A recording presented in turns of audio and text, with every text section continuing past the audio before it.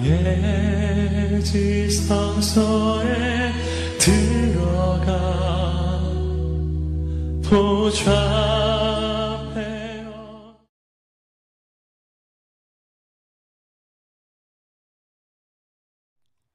목사님이 성지순례를 가셔가지고 그래서 대신 제가 새벽을 인도하게 나서 새벽 기도도 다니지도 않다가 이렇게 올라와서 죄송하게 생각합니다.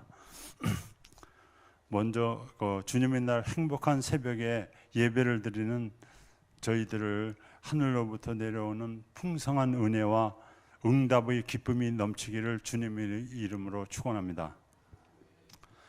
제가 오늘은 에베소서 3장 말씀 14절에서 21절까지를 가지고 말씀을 전하려고 하는데 이 내용은 주로 우리가 지금 행복한 가정, 행복한 교회라는 표어를 가지고 우리가 1년 동안을 살아가고 있는데 이 어떻게 살아야 주님이 기뻐하시는 그 삶을 살 수 있는지에 대해서 그 내용이 오늘 여기에 담겨져 있는 것 같아서 같이 말씀을 드리려고 합니다. 예수님께서는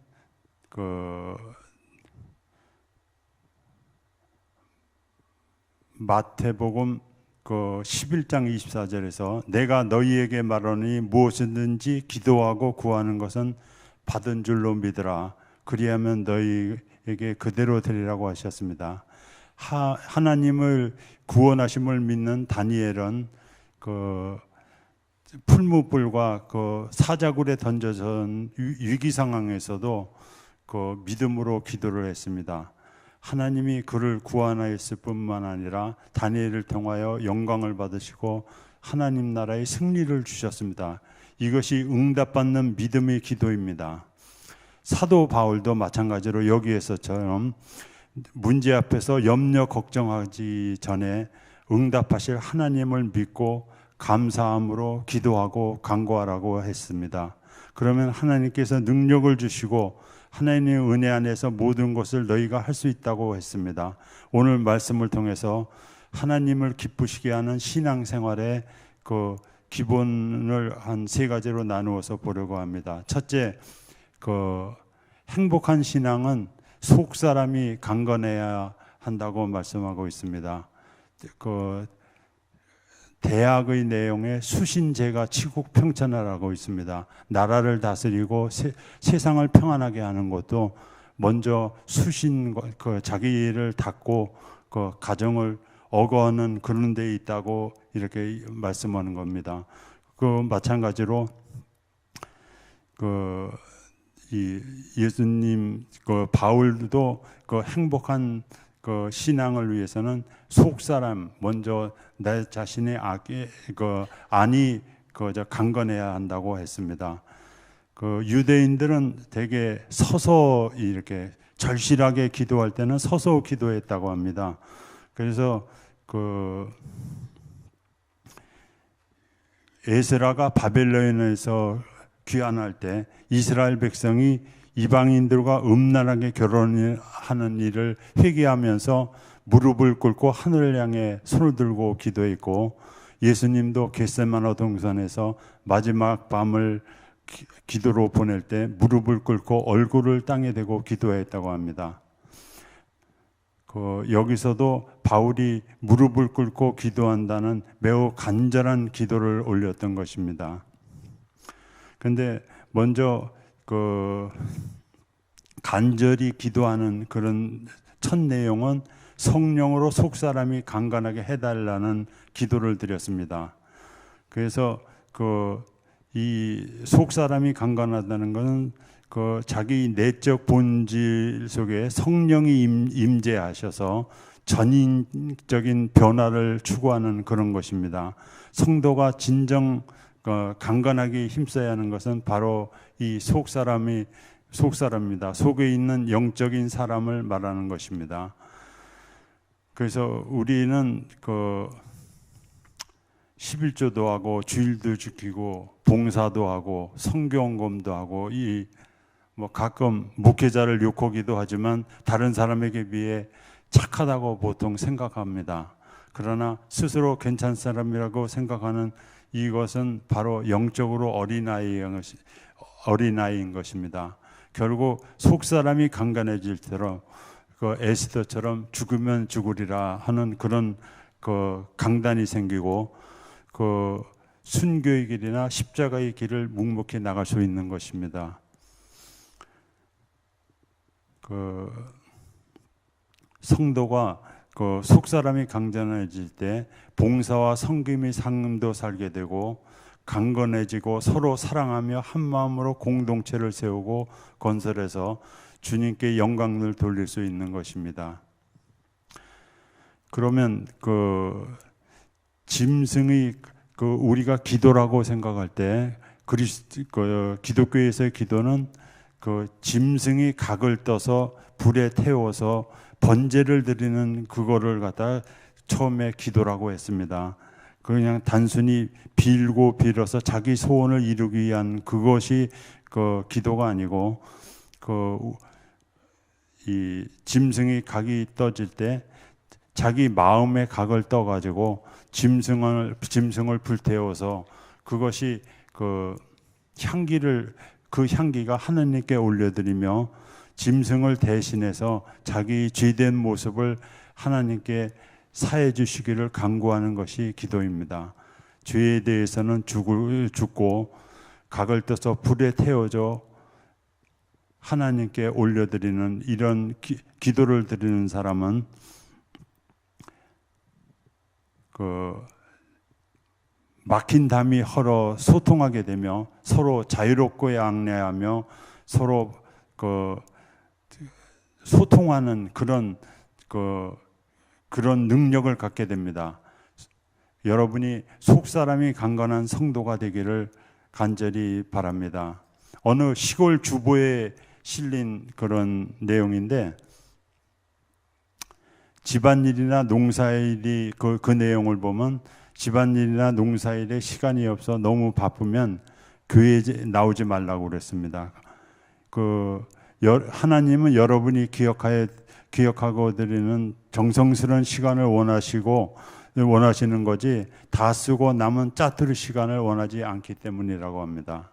또 어떤 일을 쓰다 보니 물질이 없으면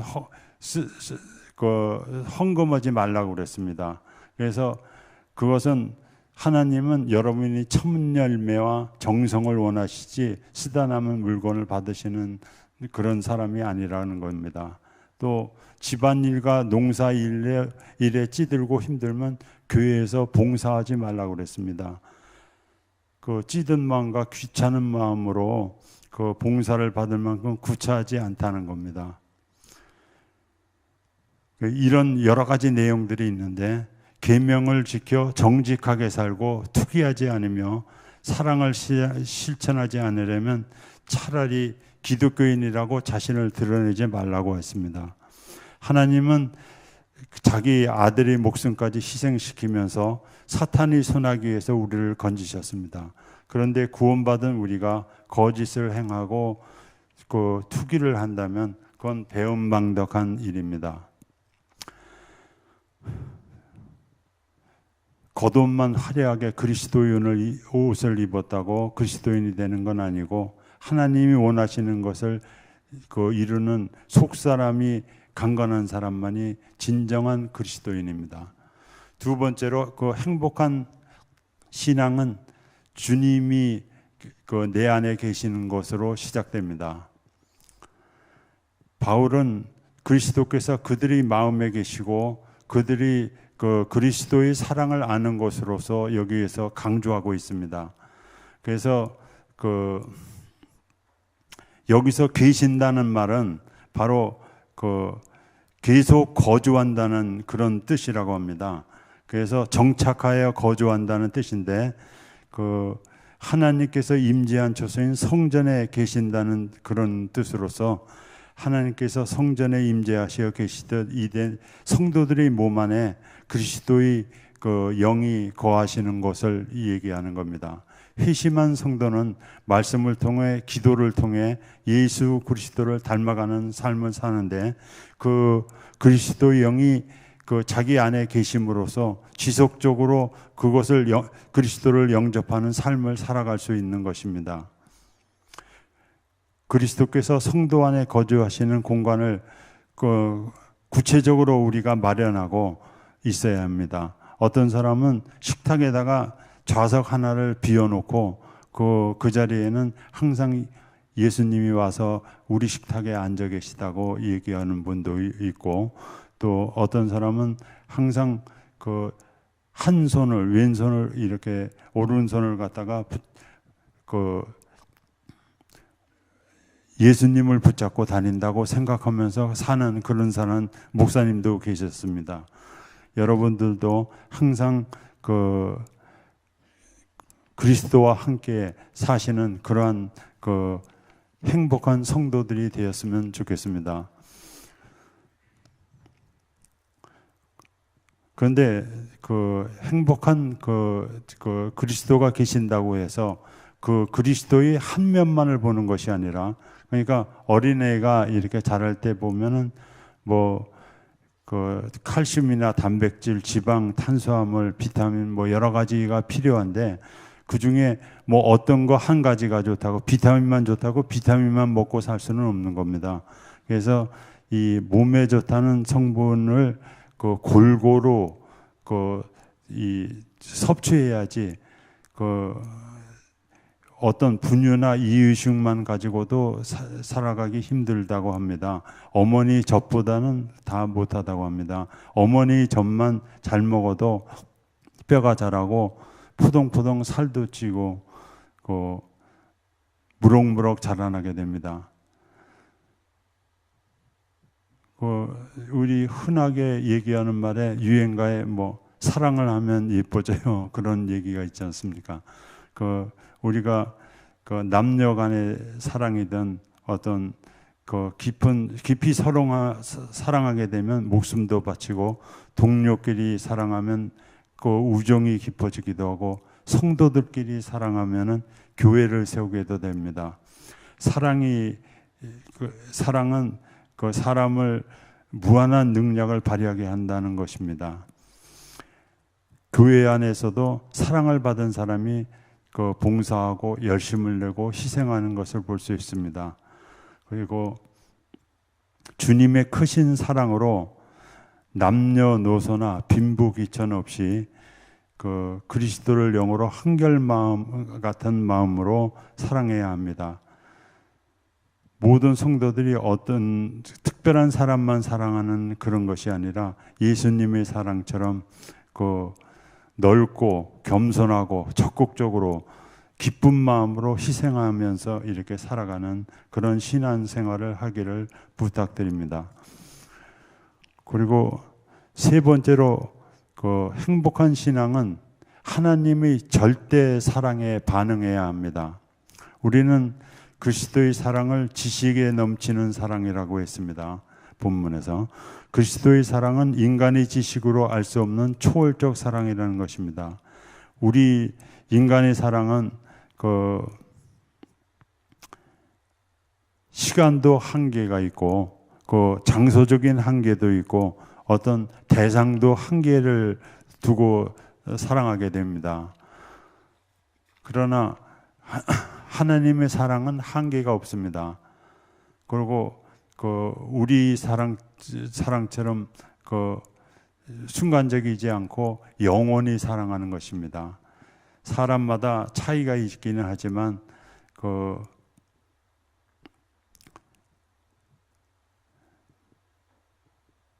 믿음의 조상이라는 아브라함조차도 자기 목숨을 보존하려고 자식을